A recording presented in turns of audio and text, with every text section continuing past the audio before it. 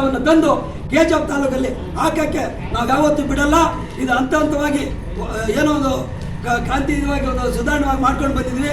ಇದೇ ರೀತಿ ಮುಂದುವರೆದ್ರೆ, ಇದೇನಾದರೂ ಮುಂದುವರೆದ್ರೆ ನಾವು ಕೆಜಿಎಫ್ ತಾಲೂಕಲ್ಲ ಜಿಲ್ಲಾದಂಥ ಹೋರಾಟವನ್ನು ಮಾಡ್ತಂತ ಹೇಳ್ತಾ, ಇಲ್ಲಿ ಎಲ್ಲ ಬಂದಿರತಕ್ಕಂಥ ಯಾರು ಕುರಿಗಳಲ್ಲ ಅಂತ ಪದೇ ಪದೇ ಅದೇ ಹೇಳ್ತಾ ಇದ್ದೀನಿ. ದಯವಿಟ್ಟು ಇದನ್ನು ಡೈಲಿ ಹೋಗ್ತಾರೆ, ಟ್ರೈನ್ ನೋಡಿ ಕೂತ್ಕೊಳ್ಳೋಕೆ ಜಾಗ ಇಲ್ಲ ಅಂತ ಪರಿಸ್ಥಿತಿಯಲ್ಲಿದ್ದಾಗ ಈ 30 ಎಕರೆ ದೇಶಕ್ಕೊಂದು ಕಾರ್ಖಾನೆಯನ್ನು ಕೊಚ್ಚಿಯನ್ನು ತಂದು 30 ಎಕರೆಯನ್ನು ಕೊಚ್ಚಿಯನ್ನು ತಂದು 300 ಎಕರೆಗೆ ಕೊಚ್ಚಿಯನ್ನು ತಂದು ಬೆಂಗಳೂರಿನ ಕಸ ಹಾಕೋದಕ್ಕೆ ನೀವು ಅನುಮತಿ ಕೊಡ್ತೀರಲ್ವಾ? ನಿಮಗೆ ಹೇಗೆ ತೆಗಲಿಲ್ವಾ? ಒಂದು ಕಾರ್ಖಾನೆ ಸೃಷ್ಟಿ ಮಾಡೋಕ್ಕಿಲ್ವಾ? ನಾವು ಓಟ್ ಕೊಟ್ಟಿಲ್ವಾ ನಿಮಗೆ? ವಾಯ್ಸ್ ಇರುತ್ತೆ ಅಂತ ಹೇಳಿ ನಮಗೆ ಮಾತನಾಡಕ್ಕೆ 2 ಅವಕಾಶ ಕೊಟ್ರೆ ಎಲ್ಲರಿಗೂ ಧನ್ಯವಾದಗಳು ಹೇಳಿ ಧನ್ಯವಾದ, ನಮಸ್ಕಾರ.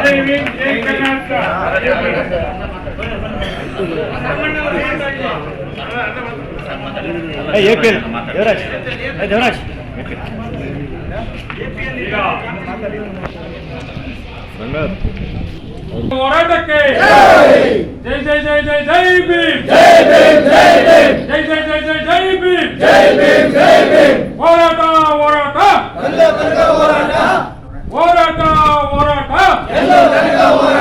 ಹೋರಾಟ ಹೋರಾಟ ಎಲಿಗೆ ಕುಟುಂಬಲ್ಲ ಗರ್ಜಿಕೊಪ್ಪ ಸಿಂಗನಗರ இந்த நகரத்தை குப்பை கொண்டாடி நியாயமா? அண்ணன் அம்பேத்கர் பார்வையிட்ட நகரம், தந்தை பெரியார் பார்வையிட்ட நகரம், அண்ணன் இந்திரா காந்தி பார்வையிட்ட நகரம் தங்க நகரம். மாநில முதலமைச்சர் கேசி ரெட்டி பிறந்த ஊர் இந்த ஊரு.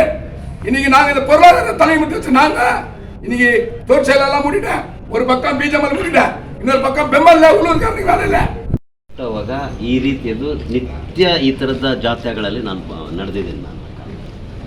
ಆದರೆ ಈ ಕಾಲದಲ್ಲಿ ಹೀಗೆ ಇಂಥ ರಣಬಿಸಿಲಲ್ಲೂ ಕೂಡ ನಡೆದು ಬಂದು ಒಂದು ದಿಟ್ಟತೆಯಿಂದ ಇಲ್ಲಿ ಸೇರೋದಕ್ಕೆ ಕಾರಣ ಆಗಿರೋದಕ್ಕೆ ಸರ್ಕಾರಕ್ಕೆ ನಾನು ಧನ್ಯವಾದಗಳನ್ನ ಹೇಳುತ್ತಿಲ್ಲ. ಯಾಕೆಂತಂದರೆ ಆ ಸರ್ಕಾರ ನಮ್ಮನ್ನು ಎಚ್ಚರಿಸೋಕ್ಕೆ ಇಷ್ಟು ದೊಡ್ಡ ಅವಮಾನವನ್ನು ಮಾಡಬೇಕಾಗಿದೆ. ಅದು ಅಂಥ ದೊಡ್ಡ ಅವಮಾನವನ್ನು ನಾವು ಮಾಡಿದೆ. ಆ ಕಾರಣಕ್ಕೆ ನಾವು ಎಚ್ಚರಿಸಿದ್ದೀವಿ, ಕಾಲ್ನಡಿಗೆಯಲ್ಲಿ ನಡೆದು ಬಂದಿದ್ದೀವಿ. ನನಗೆ ಗೊತ್ತು 80ರ ದಶಕದಲ್ಲಿ ನನ್ನ ಸಮಕಾಲೀನ ಅನೇಕರು ನಡೆಯೋಕ್ಕಾಗದೇ ಇದ್ದರೂ ಕೂಡ ನಡ್ಕೊಂಡು ಬರ್ತಾ ಇದ್ದಾರೆ. ನನಗೂ ಕೂಡ ಹೆಚ್ಚು ದೂರ ನಡೆಯೋಕ್ಕಾಗಲಿಲ್ಲ. ಆದರೂ ಕೂಡ ಸಾಂಕೇತಿಕವಾಗಿ ನಾನು 4 ಹೆಜ್ಜೆ ಹಾಕಿ ನಿಮ್ಮ ಜೊತೆಗೆ ಬಂದಿದ್ದೀನಿ. ಈಗ ಮುಖ್ಯವಾಗಿ ನಾವು ಹೇಳಬೇಕಾಗಿರೋದು ಏನಂದರೆ, ನಮ್ಮ ಹೋರಾಟ ಏನಂತಂದರೆ ಕಸ ಬೇಡ ಮೊದಲನೇದು, ಕಾರ್ಖಾನೆ ಕೊಡಿ, ಕೆಲಸ ಕೊಡಿ, ಅದು 2ನೇ ಹೋರಾಟದ ಹಂತ. ಅದು ಇದು ಇಲ್ಲಿಗೆ ನಿಲ್ಲೋದಿಲ್ಲ ಹೋರಾಟ. ಏನು ಶಾಸಕರು ಈಗ ಭರವಸೆ ಕೊಟ್ಟಿದ್ದಾರೆ ಅದು ಸುಳ್ಳು, ಅದು ಅಪ್ರಾಮಾಣಿಕವಾಗಿರುವಂಥ ಒಂದು ಭರವಸೆ ಆಗಿದೆ. ಈ ಹೋರಾಟವನ್ನು ನಿಲ್ಲೋದಿಲ್ಲ. ಇದು ಅವ್ರ ಕಾರ್ಯಕ್ರಮವನ್ನು ಕೂಡ ರದ್ದುಗೊಳಿಸಲ್ಲ, ಅವ್ರು ಹಿಂದಕ್ಕೆ ತಗೊಳ್ಳಲ್ಲ. ಅದನ್ನು ನಾವು ಸಿದ್ಧವಾಗಿರಬೇಕಾಗುತ್ತೆ ಹೋರಾಟ. ಇದು ಚೆನ್ನಾಗುತ್ತೆ.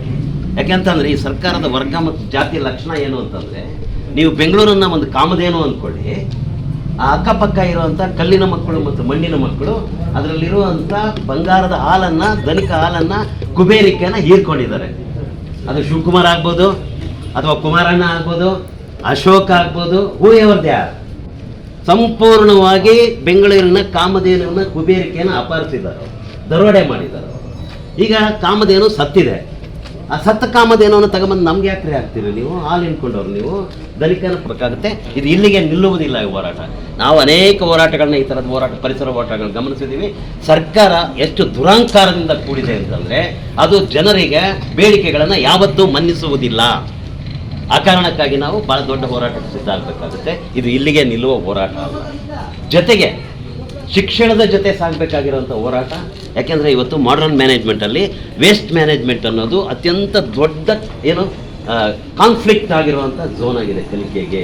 ಆ ಕಾರಣಕ್ಕಾಗಿ ನಮ್ಮ ಮಕ್ಕಳಿಗೆ ನಾವು ಕಸ ವಿಲೇವಾರಿಯನ್ನು ಹೇಗೆ ಮಾಡಬೇಕು ಅನ್ನೋದನ್ನು ಕೂಡ ನಮ್ಮ ಶಿಕ್ಷಣದ ಭಾಗವಾಗಿ ನಾವು ಮಾಡ್ಕೋಬೇಕಾಗುತ್ತೆ. ಆದ್ದರಿಂದ ಈ ಹೋರಾಟ ಶಿಕ್ಷಣದ ಜೊತೆ ನಡಿಬೇಕಾದಂಥ ಹೋರಾಟ, ಪರಿಸರ ಉಳಿಸೋದಕ್ಕೆ ನಡಿಬೇಕಾಗಿರೋಂಥ ಹೋರಾಟ ಅಂತ ಅನ್ನೋದನ್ನು ನಾವು ಭಾವಿಸ್ಬೇಕಾಗುತ್ತೆ. ಇನ್ನು 2ನೇದು, ಈ ನೆಲದ ಕುರಿತು ಅವ್ರಿಗೆ ಪ್ರಜ್ಞೆ ಇಲ್ಲ. ಯಾಕೆಂತಂದರೆ ಸರ್ಕಾರಕ್ಕೆ ಈ ನೆಲ ಏನು ಅಂತ ಗೊತ್ತಿಲ್ಲ. ಆ ಕೆಟ್ಟ ಗೆಜೆಟೇರ್ಗಳು, ಅದು ಯಾವ ಕಾಲದಲ್ಲಿ ಬರೆದಿದ್ದಾರೋ ಏನೋ, ಕಲೋನಿಯಲ್ ಗೆಜೆಟರ್ಗಳು, ಅದರಲ್ಲಿ ಈ ನೆಲದ ಹೆಜ್ಜೆ ಗುರುತುಗಳಿಲ್ಲ.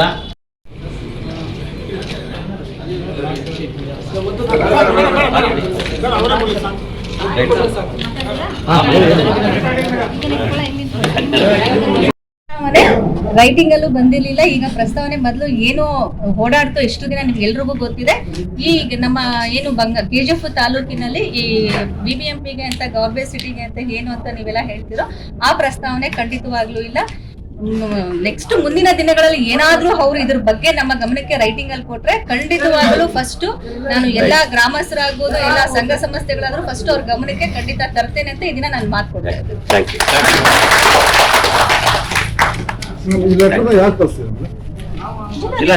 ಜಿಲ್ಲಾಧಿಕಾರಿ ಮುಖಾಂತರ ಸರ್ಕಾರಕ್ಕೆ ಹೋಗೋದು. ಜಿಲ್ಲಾಧಿಕಾರಿಗಳು ಒಂದು ಸುತ್ತಿನ ಮಾತುಕತೆ ಆಗಿದೆ ಅಂತ ಮೊನ್ನೆ ಹೇಳಿಕೆ ಕೊಟ್ಟಿದ್ದಾರೆ. ಅದು ಫಸ್ಟ್ ಯಾರ ಜೊತೆ ಆಗಿದೆ? ಚೀಫ್ ಸೆಕ್ರೆಟರಿ ಅವರು ಅವ್ರನ್ನ ಕರೆದಿದ್ರು, ಮತ್ತೆ ಇಲ್ಲೆಲ್ಲ ಇಶ್ಯೂಸ್ ಎಲ್ಲ ಆದ್ಮೇಲೆ ಅದನ್ನ ಸ್ಟಾಪ್ ಮಾಡಿದ್ದಾರೆ. ಖಂಡಿತ ಈಗ ಮುಂದಿನ ಈ ನೆಕ್ಸ್ಟ್ ಸ್ಟೆಪ್ ಯಾವ್ದು ಇಲ್ಲ ಇದ್ರ ಬಗ್ಗೆ. ಜಿಲ್ಲಾಧಿಕಾರಿ ಒಂದು ಹೇಳಿಕೆ ಕೊಡ್ಬೋದು. ಜಿಲ್ಲಾಧಿಕಾರಿಗೆ ಒಂದು ಕೊಟ್ಟಿದ್ರು, ಮತ್ತೆ ಬೇಕಾದ್ರೆ ನಾನು ಸಾರ್ಗೆ ಹೇಳ್ತೇನೆ, ಗಮನಕ್ಕೆ ತರ್ತೇನೆ ಮನೆ ಜಿಲ್ಲಾಧಿಕಾರಿ. ಮೊದಲ ಸುತ್ತು ಮಾತುಕತೆ ಆಗಿದೆ ಮಾತುಕತೆ ನಮಗೆ ಗೊತ್ತಿಲ್ಲ ಸರ್, ಅದನ್ನ ಮಾತುಕತೆ ಅಂತ ಇವ್ರು ಹೇಳಿದ್ರು. ಸರ್ಕಾರಕ್ಕೆ ಸರ್ಕಾರ ಜೊತೆ ಮಾತಾಡ್ಲೇಬೇಕಲ್ಲ, ಜಿಲ್ಲಾಧಿಕಾರಿ ಏನಾದ್ರು ಕೇಳಿದಾಗ ಅದು ಮಾತಾಡಿರ್ಬೋದು. ಬಟ್ ಇದ್ಯಾವುದು ಪ್ರಸ್ತಾವನೆ ಅಂತೂ ಖಂಡಿತ ಇಲ್ಲ, ಮುಂದಕ್ಕೂ ಇರೋದಿಲ್ಲ. ದಯವಿಟ್ಟು ಮೇಡಮ್, ಒಂದು ವೇಳೆ ಈಗ ತಾವು ಹೇಳ್ತೀರಿ ತಮ್ಮ ಮಾತಿಗೆ ನಾವು ಬೆಲೆ ಕೊಡ್ತೀವಿ, ಈ ವಿಚಾರವಾಗಿ ಮಾನ್ಯ ಜಿಲ್ಲಾಧಿಕಾರಿಗಳು 15 ದಿವಸದ ಒಳಗೆ ಸ್ಪಷ್ಟೀಕರಣ ಕೊಡ್ಲೇಬೇಕು. ಕೊಡದೆ ಹೋದ್ರೆ ಈ ಜಿಲ್ಲಾ ಇದಾದಂತ ಹೋರಾಟ ಖಂಡಿತ ಆಗುತ್ತೆ. ಸ್ಪೆಷಲಿ ಕೋಲಾರ KGF ಮತ್ತು ಬಂಗಾರಪೇಟೆ ತಾಲೂಕು ಬಂದ್ಗೆ ನಾವು ಒಂದು ಕರೆ ಮಾಡ್ತಾ ಇರ್ತೀವಿ. ಹಿರಿಯರು ಬರಹಗಾರರಾದಂಥ ರಾಮಯ್ಯ ಸರ್ ಅವರ ಪಾದಗಳಿಂದ ನಮಸ್ಕರಿಸುತ್ತಾ, ಇವತ್ತೇನು KGF ದಲಿತ ಸಂಘಟನೆಗಳ ಒಕ್ಕೂಟದ ವತಿಯಿಂದ ಬೇತ್ಮಂಗಲದಿಂದ KGF ತನಕ ತಾಲೂಕು ಕಚೇರಿ ತನಕ ಕಾಲ್ನಡಿಗೆ ಜಾಥಾವನ್ನು ಹಮ್ಮಿಕೊಂಡಿದ್ದೀವಿ. ಹಮ್ಮಿಕೊಂಡು ಕಾಲ್ನಡಿಗೆ ಜಾಥಾವನ್ನು ಸಹ ನಾವು ಈ ತಾಲೂಕು ಕಚೇರಿ ತನಕ ತಲುಪಿದ್ದೀವಿ. ಈ ಹೋರಾಟ ಮಾಡುವ ಉದ್ದೇಶ ಏನಂದರೆ, ಅತ್ಯಂತ ಪ್ರಮುಖವಾಗಿ ಚಿನ್ನ ಕೊಟ್ಟಿರುವ ನಾಡಿಗೆ 300 ಎಕರೆ ಭೂಮಿಯನ್ನು ಏನು ತಾಲೂಕು ಕಂದಾಯ ಅಧಿಕಾರಿಗಳಾಗಿರ್ಬೋದು, ಜಿಲ್ಲಾಡಳಿತವನ್ನು ಸ್ಥಳ ಪರಿಶೀಲನೆ ಮಾಡಿರ್ತಾರೆ. ಈ ಸ್ಥಳ ಪರಿಶೀಲನೆ ಮಾಡೋದಕ್ಕೆ ಮೊದಲು ಇದರಲ್ಲಿ ಮುಖ್ಯವಾಗಿ KGF ಕ್ಷೇತ್ರದ ಶಾಸಕರಾದಂಥ ರೂಪಕಲಾ ಶ್ರೇಣಿಧರ್ ಅವರ ಪಾತ್ರ ಇದ್ದೇ ಇರುತ್ತೆ. ಯಾಕಂದ್ರೆ ಈ ರೀತಿ 300 ಎಕರೆ ಜಾಗ ಬೇಕು ಅಂತ ಹೇಳ್ಬಿಟ್ಟು BBMP ಜಿಲ್ಲಾಧಿಕಾರಿಗೆ ಕಳಿಸಿದಾಗ ಜಿಲ್ಲಾಧಿಕಾರಿಗಳಿಂದ ತಾಲೂಕು ತಹಶೀಲ್ದಾರ್ ಮಟ್ಟಕ್ಕೆ ಬರುತ್ತೆ. ತಹಶೀಲ್ದಾರ್ ಕೂಡ ಆಯಾ ಸಂಬಂಧಪಟ್ಟಂತ MLA ಹತ್ರ ಚರ್ಚೆ ಮಾಡ್ತಾರೆ. ಇದಕ್ಕೆ 300 ಎಕರೆ ಮಂಜೂರು ಮಾಡಬೇಕಾ ಬೇಡವಾ ಅನ್ನೋದು ಶಾಸಕರ ಹತ್ರ ಚರ್ಚೆ ಮಾಡಿರ್ತಾರೆ. ಆದ್ರೂ ಸಹ ಶಾಸಕ ಇದಕ್ಕೆ ಅನುಮೋದನೆ ಕೊಟ್ಟಿರ್ತಾರೆ. ಹೋಗ್ಬಿಟ್ಟು 300 ಎಕರೆ ಜಾಗವನ್ನು ನೋಡಿ ಬೇಕಾದ್ರೆ ಕಸ ವಿಲೇವಾರಿ ಘಟಕ ಸ್ಥಾಪನೆ ಮಾಡೋದಕ್ಕೆ ಸಹ KGF ತಾಲೂಕಿನ ಶಾಸಕರು ಮುಂದಾಗಿರ್ತಾರೆ. ಜೊತೆಗೆ ಕೆಲವೊಂದು ಪತ್ರಿಕಾ ಹೇಳಿಕೆ ನೀಡಿದಾಗ ಮಾತ್ರ ದಲಿತರ ಕಿವಿಯಲ್ಲಿ ಹೂ ಇಟ್ಟೋದಕ್ಕೆ ಹೇಳ್ತಾರೆ.